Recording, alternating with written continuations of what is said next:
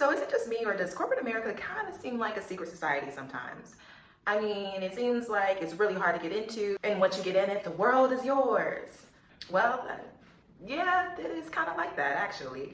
But students, let me tell you, it doesn't stay like this forever. You really are just one yes away from your dream job. Class of 2020 and probably 21 into Affinity, this video is for you. It's May and soon you'll have one of these. Even though I graduated in 2013 from undergrad, I totally understand and remember exactly where you all are. When I was coming out, we were still in a bit of a recession. It was a trying time, y'all. We're not gonna go back to those days.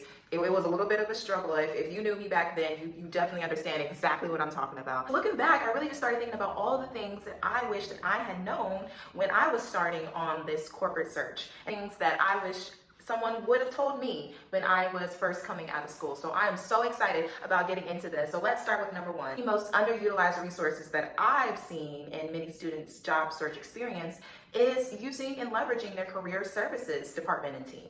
Now, don't get me wrong. I know you've seen these people around campus. I know like you're not usually super excited to see them. And the reason is because you don't know how to properly use them. They say, reach out to me if you need anything. I'm here as a resource. But it's up to you as a student to determine how they can be the best resource for you and how you can best capitalize on the asset that is a team of people who want to get you a job free. Like, it's in your tuition. Like, I get excited sometimes because I'm like, it's a free resource. Like, we really need to be taking better advantage of this. This is why you got to watch all my videos, because they connect together. So in a previous one, we talked about finding that dream opportunity on LinkedIn, browsing through your connections on the site and seeing who you have in your network, whether it's through first or second or third connections.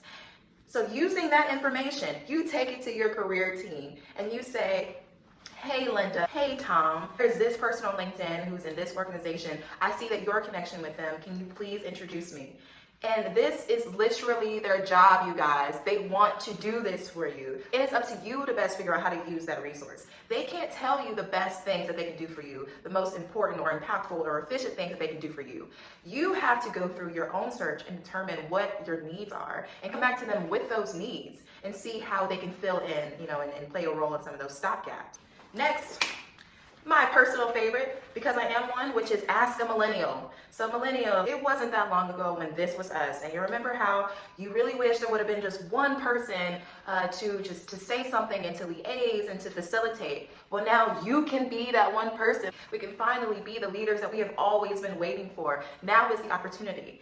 We are in a good enough place. We've been in our careers at least 5+ years now. Like, we're at a different level. And so now is the time for us to be building the team that we want. We need to be thinking about when we're directors in, a handful of years or so, or hopefully less if these videos actually do what they're supposed to do.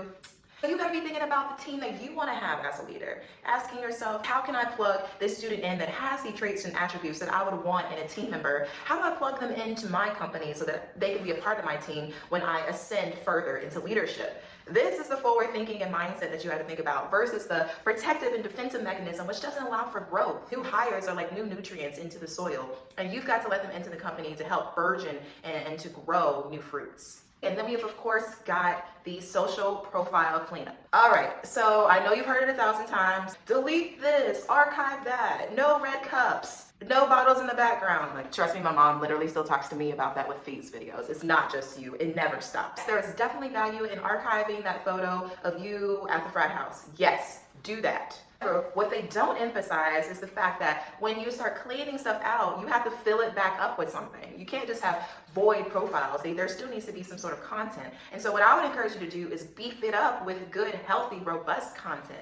So whether it's sharing posts from people like me or an Ariana Huffington, or understanding what's going on in the realm that you're interested in, you have to start building your personal brand now, because these recruiters are 100% going to be going to your LinkedIn, and they're going to be looking at, the student doesn't have a work history, but they do have a content history. So let me go and look and see who they are as a professional. Let me see how they're presenting themselves so that I can understand if they're the best fit for my team. While career services will tell you to clean up that profile, I'm going to actually tell you to beef up that profile. or you were involved in SGA or some affiliation group and you marketed all the programs, or you were a leader or a treasurer, you know, all of these things matter. All of these things count towards something. That's what they always told you, right? Like, do extracurriculars, it'll look good on your resume.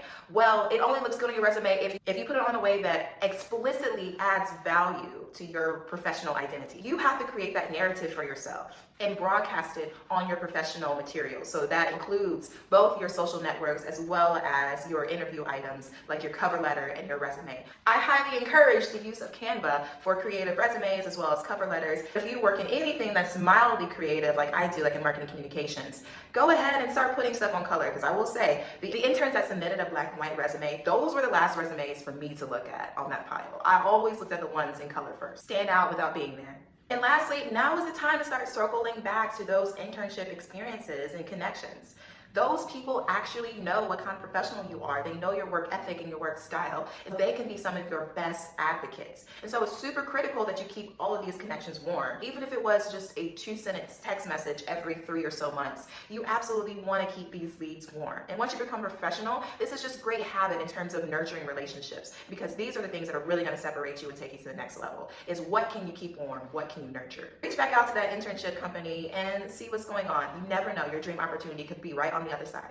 Okay, we're going to use that career services team to our advantage. We are going to create our brand. Finally, we are going to reach back out to those internships and secure the bag. Millennials, this is our call to arms. You remember how much of a struggle it was. I know I do. I believe in you guys 100%. Please let me know if I can ever be a resource or asset to you. I'm a real person, so if you send me a message, I will respond. So be sure to share with all of your class of 2020, 2021 friends or network connections.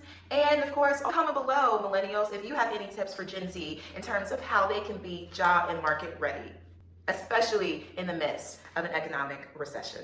All right, see you in the next video, guys. Peace.